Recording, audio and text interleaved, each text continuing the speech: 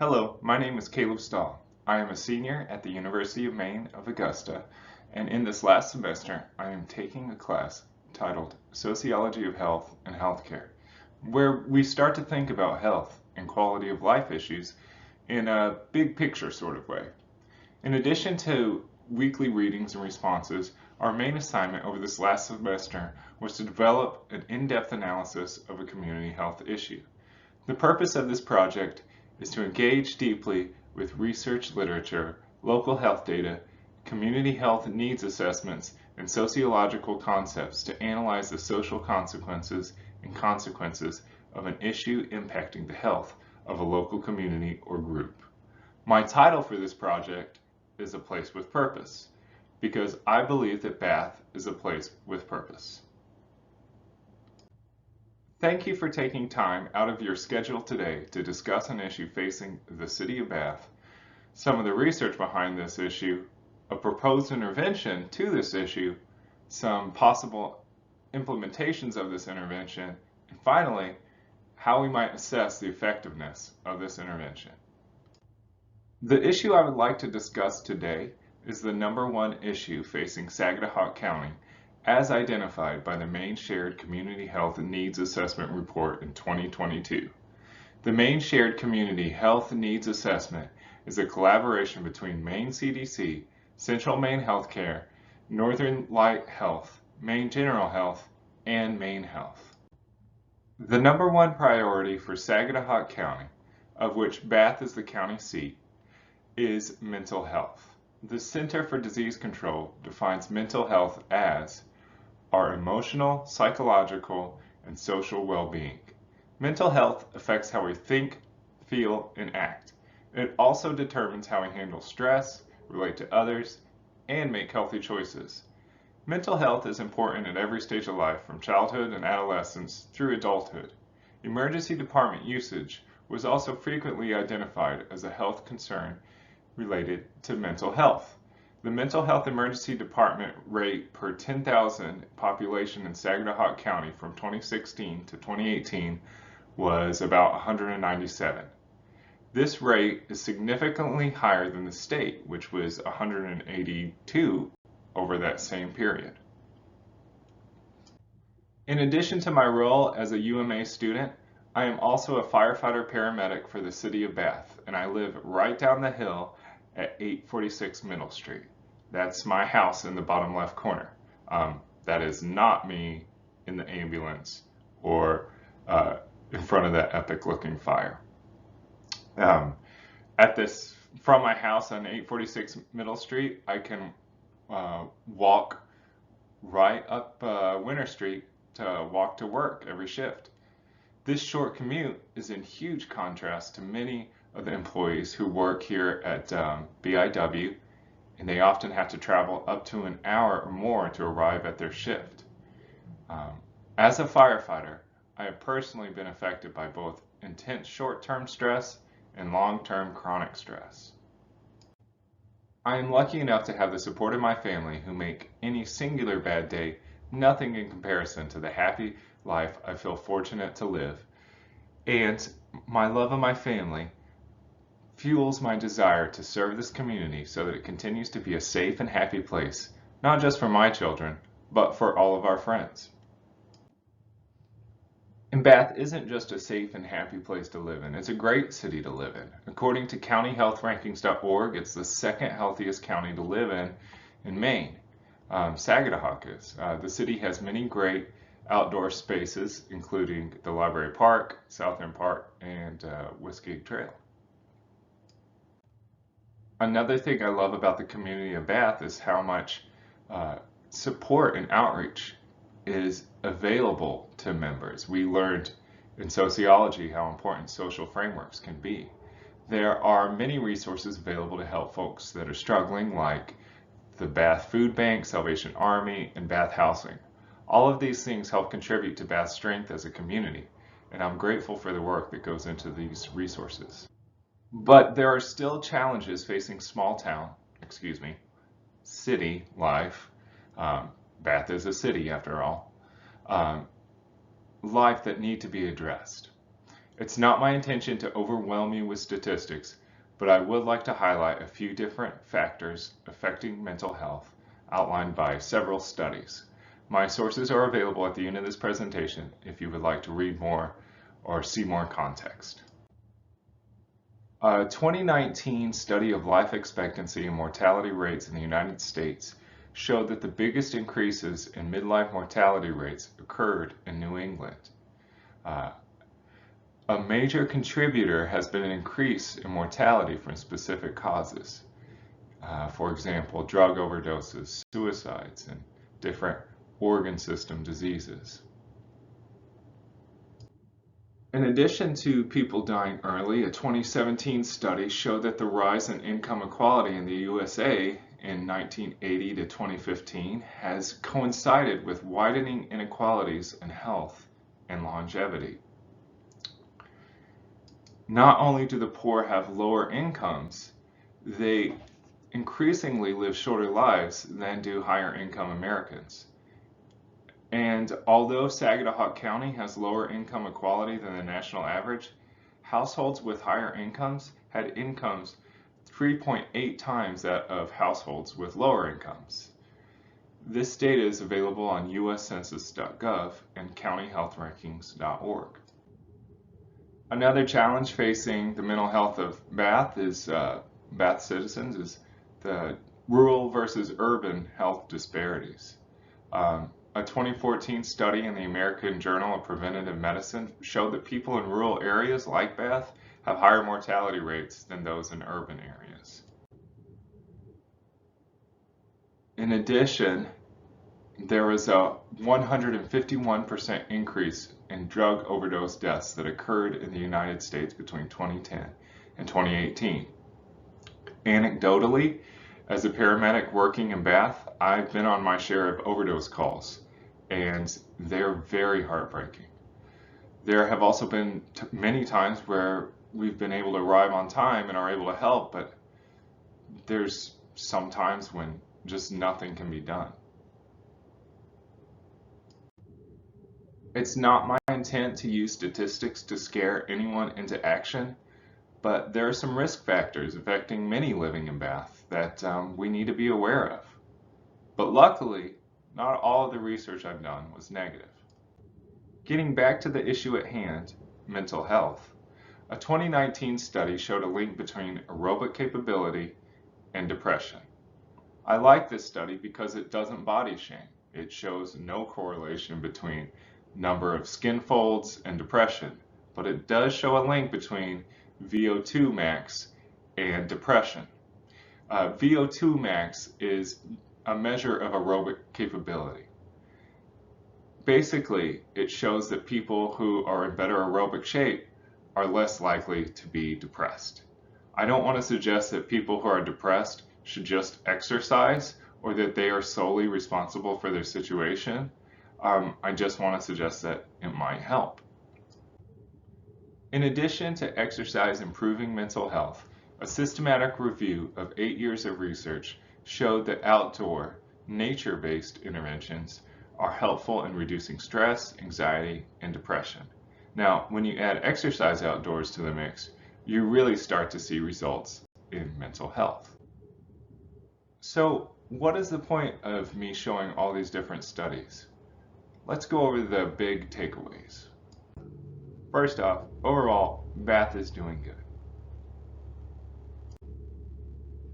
Secondly, Saginaw County in particular is doing great. It's ranked second as far as the county's health rankings. Again, the #1 community health concern, as reported by people living here, the #1 concern facing Bath is mental health. There are many underlying social determinants of health affecting mental health. Some of the ones we went over: socioeconomic status, there's intersectionality, there's also the opioid crisis facing this nation, and some of those other risk factors I previously mentioned. But to focus on the good, studies have shown that nature and exercise can help improve mental health, which leads me to my proposed intervention. Construction of an outdoor fitness zone and free classes instructing the community on how to use this equipment. So, what is an outdoor fitness zone? An outdoor fitness zone is a place where community members can improve their physical fitness, specifically their strength, for free. I think that there are several vulnerable groups that would benefit from having an outdoor fitness zone in Bath, namely the elderly, lower income community members, and BIW workers.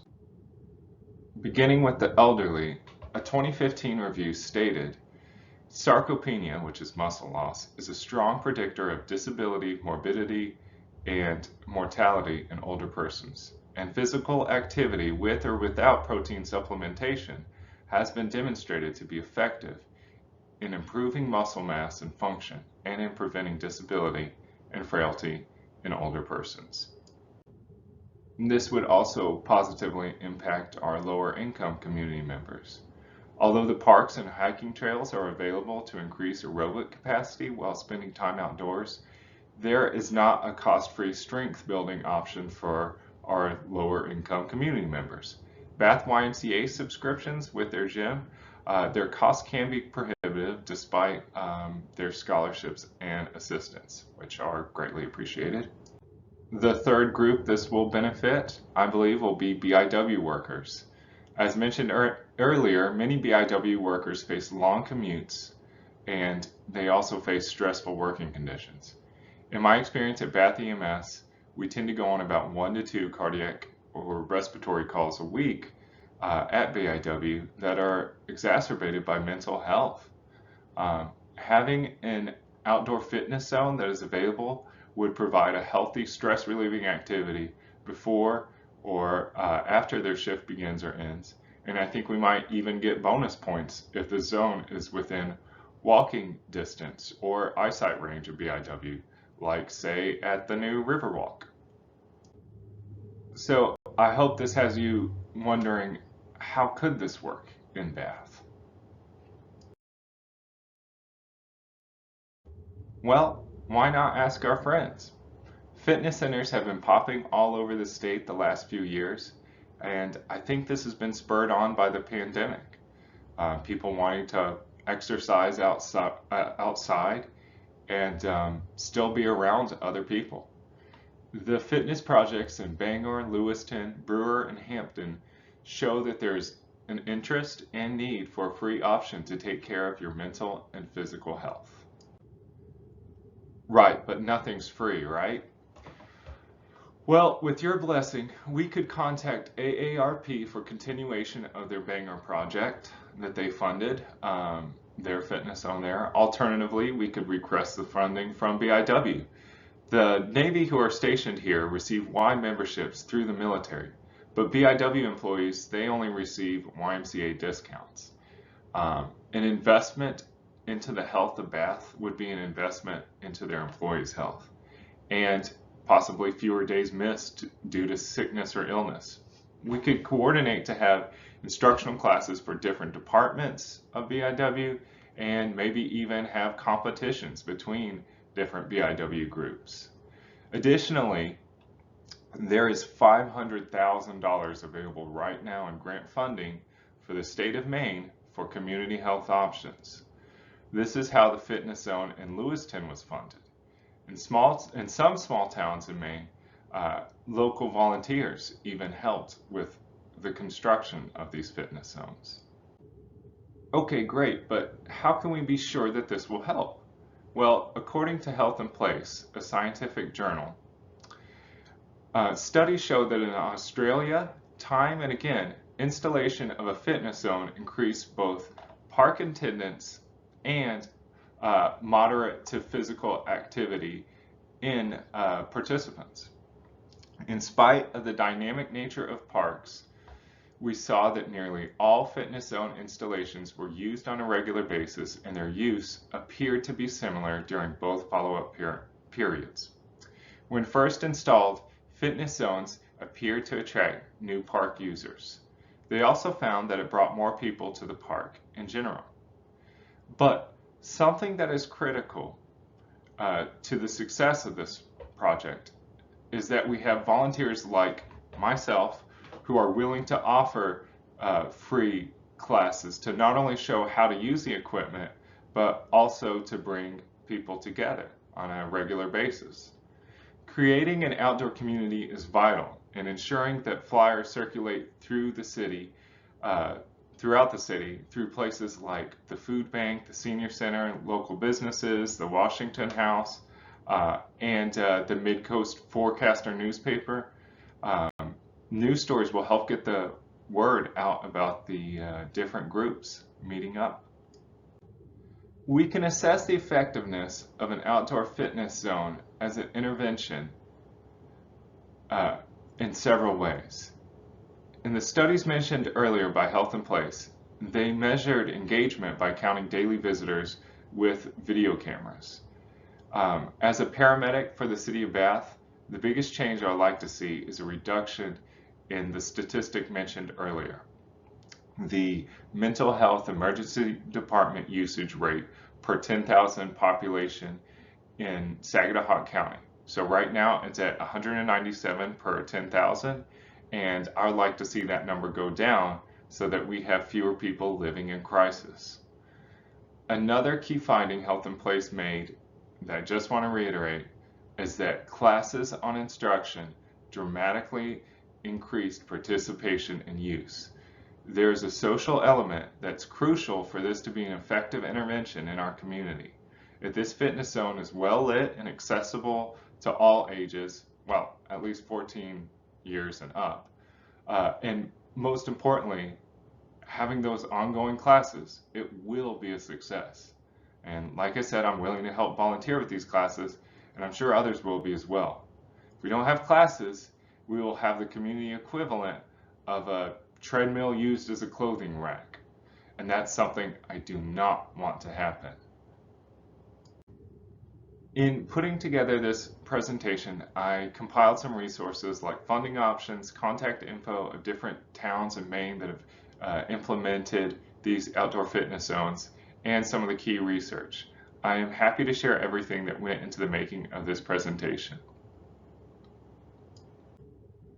I moved to Bath in 2015 with a specific purpose: to build a better life for my family. Coming from oil boom West Texas, I wanted to find a safe place with a stable economy that would never run out of water. I feel lucky that my dream house is right down the street from my dream job in my dream city. Many folks have to commute. I'm lucky that, as a city employee, I get a free membership to the Bath YMCA. However, many folks living here can't afford YMCA memberships. I feel lucky to live in Bath, and I want everyone who lives here or works here to feel as lucky as I do. Bath is called the City of Ships. It has always been a place with a purpose: to build the best ships in the world. I think the time is right to build an outdoor fitness zone here and add a place with the specific purpose of improving the minds, bodies, and social connections of our citizens, our friends. Sometimes it takes a new space, a new place to bring different groups of people together that might not normally interact. But a major lesson I've learned from my sociology class this semester is how strong social frameworks can drastically mitigate the effects of disease, stigma, and lower socioeconomic status. And therefore, the work you do at Parks and Recreation is so vitally crucial to the health of Bath. You create and preserve these special places that nourish the social frameworks that bring our town together. Thank you. Thank you again for your time, and finally, here's my contact info. I kept my Texas number so that sometimes throws people for a loop. Effects of disease,